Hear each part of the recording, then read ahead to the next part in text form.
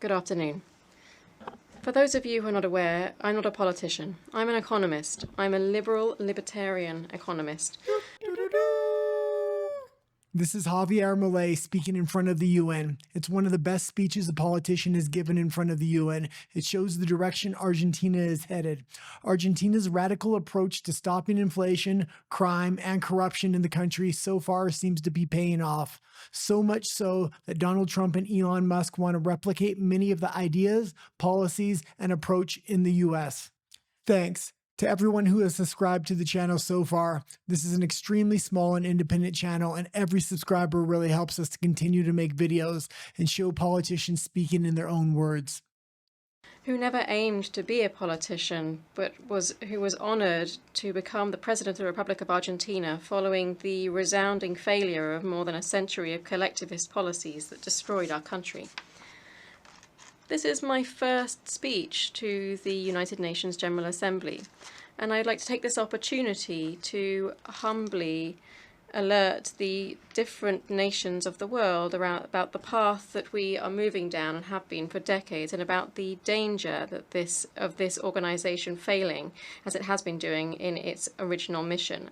I haven't come here to tell the world what it should be doing. I've come here to tell the world, on the one hand, what will happen if the United Nations continues to promote collectivist policies that it's been promoting under the mantle of the 2030 Agenda, and on the other hand, the values of the new Argentina.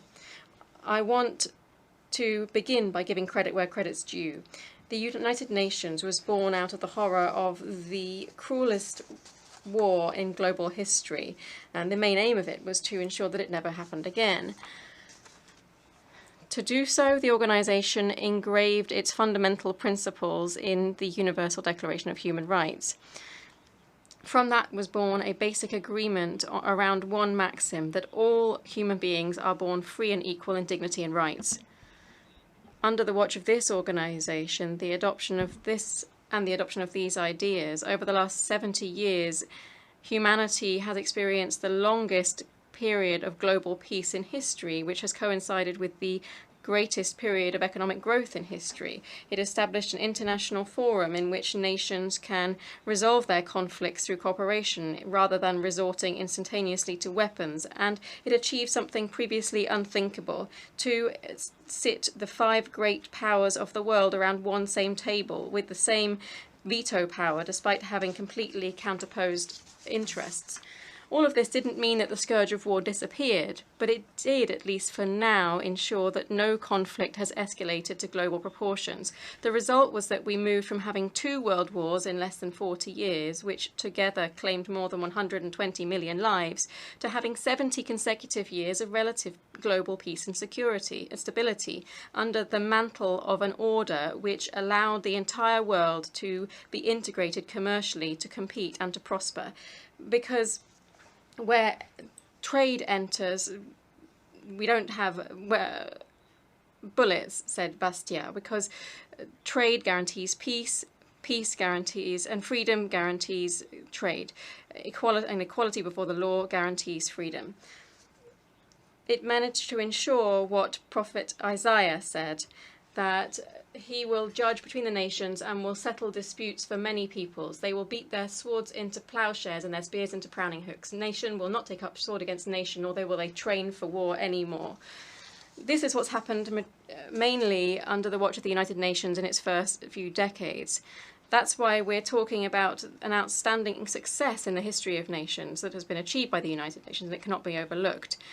Now, at some time, and as often happens with the majority of bureaucratic structures that are created by men, this organisation stopped looking after its main aims set out in its founding declaration and started to change. This was an organisation that had essentially been thought up as a shield to protect the reign of men, and it became a leviathan with various tentacles purporting to decide not only what not only what each nation state should do, but also how all the citizens in the world should live. That's how we moved from being an organisation that pursued peace to an organisation that imposes an ideology on its members about an endless list of topics in society.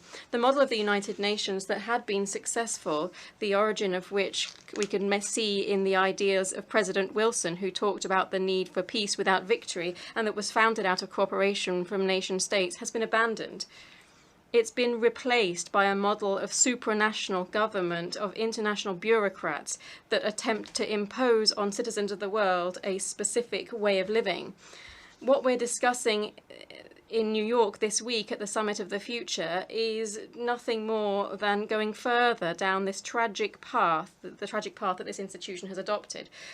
Going further down this path, which in the very words of the Secretary General, calls on us to define a new social contract, redoubling our commitments in the 2030 Agenda.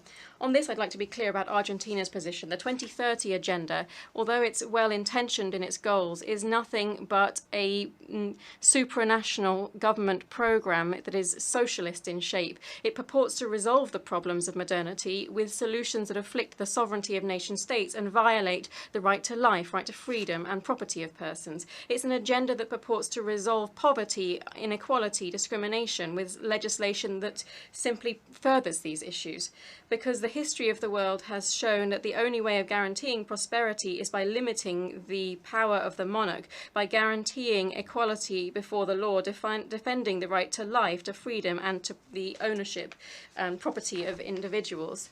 The adoption of this agenda is fully in line with these privileged interests and looks beyond the principles that were set out in the Universal Declaration of Human Rights. It has therefore twisted the role of this organisation and set it on the wrong course. We've seen how an organisation that was born to defend the rights of man has become one of the main proponents of systematic violations of freedom, such as, for instance, the lockdowns imposed in 2020, which should be seen as a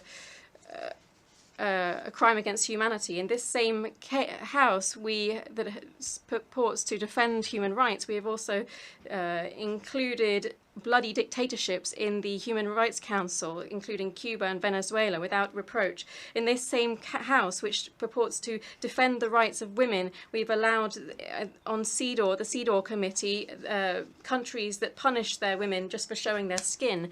In this same house that had voted against the State of Israel, which is the only country in the Middle East to defend a liberal democracy, we have simultaneously shown a total inability to respond to the scourge of terrorism. On the economic level, we have promoted collectivist policies that undermine economic growth, violate property rights, and disrupt a natural economic process, preventing the most left-behind countries to freely enjoy their own resources. They have imposed regulations and prohibitions specifically because of countries that wish to develop themselves.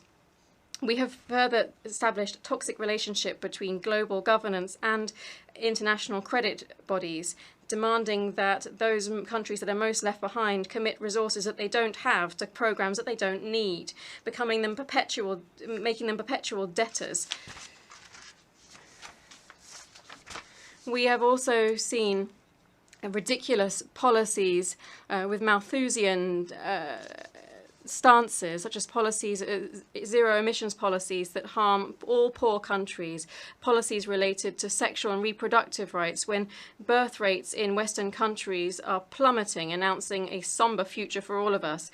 The organization has met its mission of upholding territorial sovereignty of its members. As we know, the Argentines have first-hand experience of this with the Malvinas Islands. We have also seen that the veto of the permanent members of the Security Council has begun to be used in the defense of the specific interests of a certain few. That's where we are today, with a powerless organization, powerless to provide solutions to the true global conflicts For instance, the aberrant Russian invasion of Ukraine, which has costed the lives of more than 300,000 people and left behind more than 1 million wounded. This is an organization that, rather than tackling these conflicts, invests time and effort in imposing on poor countries how they should and how much they should produce, who they should do relations with, what they should eat, what they should believe in, as the Pact for the Future purports to dictate. This long list of errors and contradictions has led to a loss of credibility for the United Nations before the citizens of the free world. I'd like to issue a warning here. We are coming to the end of a cycle. Collectivism and the moral posturing and the woke agenda is coming up against reality. There are no further credible solutions to the real problems of the world. If the 2030 agenda fails, as recognized by its own promoters, the response should be to wonder whether or not this was an ill-conceived program from the outset. We should accept this reality and change what we're doing. The same thing always happens with ideas that come from the left. They're designing a model in line with what human beings should do, and when individuals freely decide to act otherwise, they have no better solution than to restrict, repress, or cut off their freedom. In Argentina, we've seen with our own eyes what they have done at the end of this path of envy and sad passion, poverty, anarchy, and a total lack of liberty. We still have time to choose another direction. I want to be clear so that there's no poor misunderstanding here. Argentina, that is going through a profound process of change currently, has decided to embrace the ideas of freedom. These are ideas that say that all citizens are born free and equal before the law, that we have inalienable rights granted by our Creator to life, to freedom, and to property. These principles that are setting the framework of the process of change that we're undertaking in Argentina are also the principles that will guide our international conduct from now on. We believe in the defense of life for all. We believe in the defense of property for all. We believe in freedom of expression for all. We believe in freedom of worship for all. We believe in freedom of trade for all. And we believe in limited government, all.